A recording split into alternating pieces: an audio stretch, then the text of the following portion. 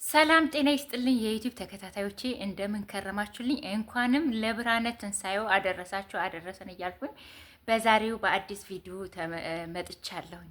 እንግዲህ እንደምናየው ፋሲካን አስመልክቶ የወጡልን በጣም ቆንጆ የምንወዳቸው የምናደንቃቸው ሰዎች ይዘውልን የመጡ መረጃ አለ። በእሱን ነው ዳሰስ የምናደርገው። እኔ በእውነቱ ከሆነ በጣም ደስ ብሎኛል።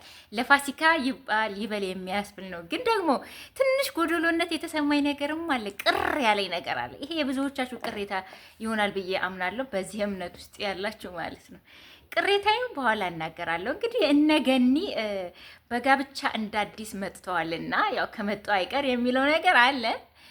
ሲመጡ በጣም እኔ እንጃ ሳያቸው ሪሊ በጣም ነው ደስ ያለኝ። ግን የእነሱ ብዙ ጊዜ እንደዚህ አይነት ቪዲዮ እንትን ስለሚሉ ላይ ሰርግ አልመሰለኝም ነበር። ግን እንደገና በጋብቻ ራሳቸውን እንዳደሱ ግንኙነታቸውን በጋብቻ እንዳደሱ ይፋ ሲያደርጉ እጅግ በጣም ደስ ብሎኛል። ስመኛውም የነበረ ነው። እንደምታውቁ ካስታወሳችሁ ከአንድም ሁለት ቪዲዮ ሰርቻለሁኝ። አንድ ላይ ከኖራችሁ ኑሩ፣ ወይ ደግሞ የሆነ ሲሪየስ የሆነ ልዩነት ፍጠሩ፣ ተለያዩ የሚል ነገር ሰርቻለሁ። ምክንያቱም ትክክል አይደለም፣ ለጀነሬሽኑ የምታስተምሩት የምትሰብኩት ነገር ትክክል አይደለም ብያለሁ እና ዛሬ ደግሞ በሀሳቤና በውጤቱ ስለመጡ በጣም ደስ ብሎኝ የደስታ ቪዲዮ እንኳን ደስ ያላችሁም ጭምር ነው ለመግለጽ ፈለግኩኝ። በመጀመሪያ እነኚህ ጥንዶች ከ14 ዓመት በኋላ ነው ተመልሰው አንድ ጎጆስ ለመኖር የወሰኑት። ይሁንና ግን በ14 ዓመት ውስጥ የጠላትን ጊዜ አላሳለፉም።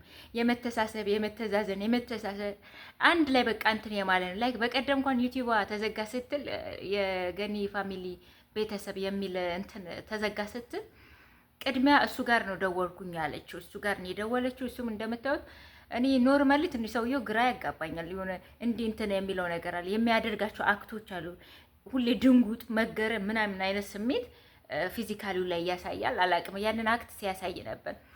ይሁንና ግን ይሄ ሰውዬ ለ14 ዓመት የልጆቿ አባት ከልጆቿ ከቤቱ ርቆ ከሚወዳት ሚስቱ ርቆ ሲኖር ምናልባት ማደር መተኛቱን መዋሉን የድሮ ልማዱን አለማድረጉ ካልሆነ በስተቀር ልጆቹን ያገኛቸዋል። ሚስቱን ያገኘ ቀድሞ ሚስቱን ላይክ ተለያየን ይበሉን እንጂ ለሰዎች ተለያዩ በማያስብል በማያሳምን ሁኔታ ነበር ህይወታቸው የቀጠለው። የመጀመሪያውን አመት 2 ዓመት 3 ዓመት እና ምናምን እንደዛ እንዴት እንደኖሩት ባላውቅም፣ አሁን ግን እኛ ዩቲዩብ ከከፈተች ጀምሮ የምናውቃቸው ባልና ሚስቶች ላይክ አንድ ላይ ከሚኖሩ ባልና ሚስቶች የበለጠ መልካም ግንኙነት ያላቸው ናቸው። ይሄን ስል እያደነኩ አይደለም፣ ትክክል አይደለም ነው። እኔ ባልና ሚስት ከተለያየ መለያየት አለበት ነው የምለው። መኮራረፍ አለበት ወይ? ኖ መኮራረፍ የለበትም። በሰላም በፍቅር ተራርቆ ልጆቹን በጋራ ማሳደግ። እኔ በልጅ ምክንያት ደግሞ ይሄ በሆነ ባልሆነ መጠራራቱ መገናኘቱ አግባብ ነው አለ። በቃ ከተለያዩ ተለያዩ። በቃ ወንድና ሴት የስጋ ዝምድና ከሌላቸው አለቀ። ከተለያዩ ተለያዩ። ምንም ያህል የሆነ ቅርበት ሊኖራቸው አይገባም ነው የምለው። ሶ እኔ አይደለሁም ይሄን የምለው ሃይማኖታችንም የማንኛውም ሃይማኖት። ምክንያቱም ኦልሬዲ በተለይ ደግሞ እንደዚህ ጋብቻ ላይ የቆዩ ሰዎች ባያስ ቁጥር ያገረሽበታል፣ ባየችው ቁጥር ያገረሽበታል። የድሮ ትዝታ መልካም ትዝታ ነው የሚመጣው። ምንም ቢበዳደሉ የሚመጣው መልካም ትዝታ ነው። ኦኬ ተለያይተው ሲገናኙ የሚመጣው መልካም ትዝታ ነው። ስለዚህ ይሄ ነገራቸው ተለያይተው ካልተለያዩ መጋባት አለባቸው። እንደገና አብረው ለመኖር መወሰን አለባቸው። ከተለያዩ ደግሞ በትክክል ይለያዩ። በየጊዜው በሆነ ባልሆነ እየመጡ ፕሮሞት የሚያደርጉት ነገር ለትውልድ ጥሩ አይደለም ብለን ከዚህ በፊት ብዙዎቻችን ያመንበት ነገር ነው። ይሁንና ዛሬ ላይ ያንን ነገር ሰብረው እነሱ በሰዓቱ ትክክል እንደሆኑ ተናግረው ነበር። እኛ ሰላም ነን፣ ፍቅር ነን፣ እኛ በቃ ላይክ ባልና ሚስት መሆኑ ነው እንጂ የቀረው ድሮ የምታስብልኝ ድሮም ሲያመኝ የምትኖረኝ እሷ ናት፣ አሁንም እሷ ናት ሮጣ የምትደርስልኝ፣ አስታምመዋለሁ ምናምን በቃ የመሳሰሉ ልብሴን ታጥባለች፣ በቃ የመሳሰሉት ወሬዎች ሲወሩ ነበረ። እነኛ ነገሮች ካልቀሩ የቀረው አልጋ ላይ መተኛት አብሮ መተኛት ብቻ ነው። በቃ ባጭር አማርኛ እያሉ ነው ያሉት። ያ ነገር ብቻ ከቀረ ጸባቸው በዛ ነገር ብቻ ነው ወይ ነው ጥያቄው። የስ እንደ ድሮ መተሳሰብ ካለ ምን በላ ምን ጠጣ ምን በላሽ ምን ጠጣሽ ካለ ያልጋ ችግር ነበር ማለት ነው። ሶ ያልጋ ችግር ላይክ ልጆች 4 ልጆች ከተወለዱ በኋላ ይለየናል ብዬ አላምንም እኔ በበኩሌ። ምክንያቱም ስናገባ 4 ልጆች ተወልደዋል። ኦልሬዲ ስናገባ የነበረው ሰውዬ ከጋብቻ በኋላ የሆነ ነገሩ ከተቀየረ የጤና እክል ወይ ሴትየው የጤና እክል ወይ ደግሞ የሆነ ነገር ከተፈጠረባቸው ያንን ነገር ልንችለው ነው ቃል ገብተን የምናገባቸው የምንጋባው። ስለዚህ ለምን የሆነ ብዬ እኔ ጥያቄ ፈጥሮብኝ ነበር። አሁን ያንን ነገር ሰብረው ደግሞ ወደ አንድ መጡና ትናንትና እዛው ቪዲዮ ላይ እንደሰማሁት ላይክ በቃ ትክክል እንዳልሆነና አሁን ላይ ትክክል እንደሆኑ ስትናገር ነበር።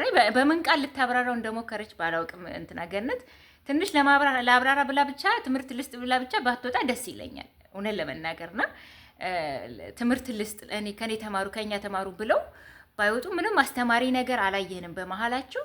የትናንቱም ጥሩ ነው መገናኘታቸው በጣም በጣም የሚመረጠው የመጀመሪያ ምርጫችን ይሄ ነው። ልጆች አላቸው፣ ቤተሰብ አላቸው። የእነሱን አንድ ላይ መኖር እንኳን ልጆቻቸው ቤተሰቦቻቸው እኛም እንናፍቃለን፣ እኛ ተመልካቾቻቸው ማለት ነው አድናቂዎቿ።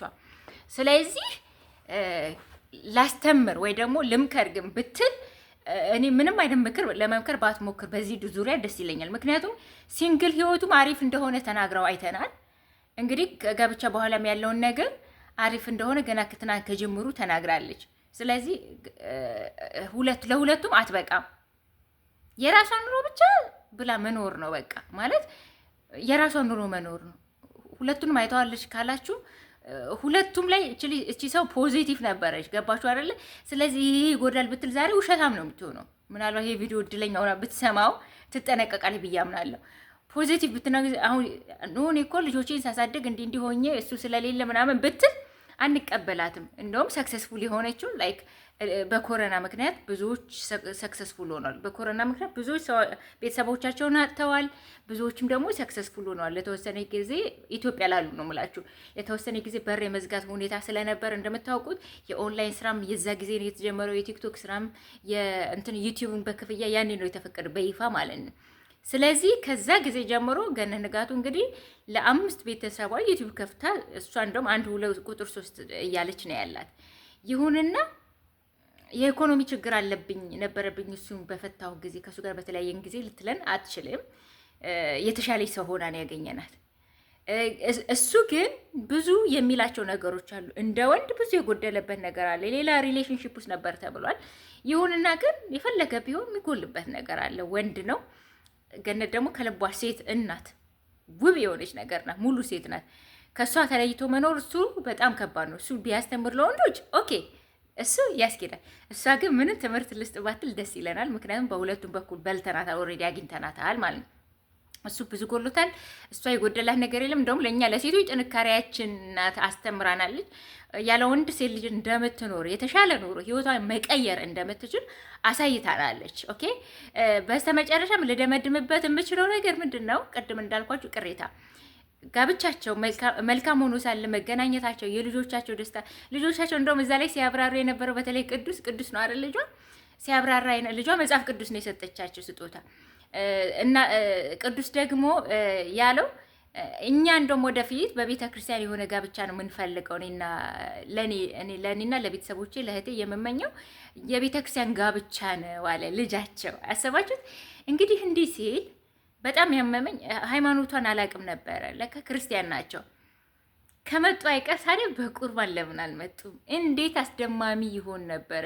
ህይወታቸውስ እንዴት ይባረክ ነበር። አሁን አይባረክም ማለት ሳይሆን ላይክ እውነት ዩቲዩብ መስራት ቢከለክላቸው መስሏቸው ነው በቁርባን እንዳያደርጉት ወይስ ካሁን በኋላ እፋታለሁ ብለው እያሰቡ ነው? በቁርባን ብታደርጉት ግን በጣም የተባረከ በቃ በጣም ደስ የሚል እጅግ አስተማሪ ሊሆን የሚችል ነበር የሚሆነው በቁርባን ቢሆን በቁርባን ብትመጡ ኦ ማይ ጎድነስ በጣም ደስ ይል ነበር። እውነቴን ነው የምላችሁ። እንዴ ከሆነ አይቀር በቁርባን ብታደርጉ በቁርባን የታገዘ ጋብቻ ቢሆን በስመ አብ በጣም ደስ ይል ነበረ። ብቻ እግዚአብሔር እንግዲህ ዳግመኛ በፍሬ ይባርካችሁ ነው የምለው። ማሰሪያ እንግዲህ ፍሬ ይስጣችሁ። መክሊት አንድ ናት፣ 2 ያርግላችሁ መክሊት እንላለሁኝ። እንግዲህ ልጆቻችሁ 20 ቤት ገብተው እናንተ በቃ ብቻ ደስ ይላል። ለማንኛውም እንግዲህ በሴት ልጅ ያስተሳስራችሁ ዳግመኛ ለሁለተኛ ዳግም የምትባል ዳግማዊት የምትባል ሴት ግን በቁርባን ቢሆን ደግሞ ጌታን እንዴት ደስ ይል ነበር አሰብኩት። ግን እና መልካም ጋብቻ ገኒ፣ ቆንጆ ውሳኔ ነው፣ ትክክለኛ ውሳኔ ነው። በእውነቱ ከሆነ ለአንቺ ሆነ ለባልሽ የቆያችሁ ባይመስላችሁም ለእኛ ለእይታ ግን በጣም ብዙ ቆይታችኋል። 14 ዓመት በጣም ብዙ ነው።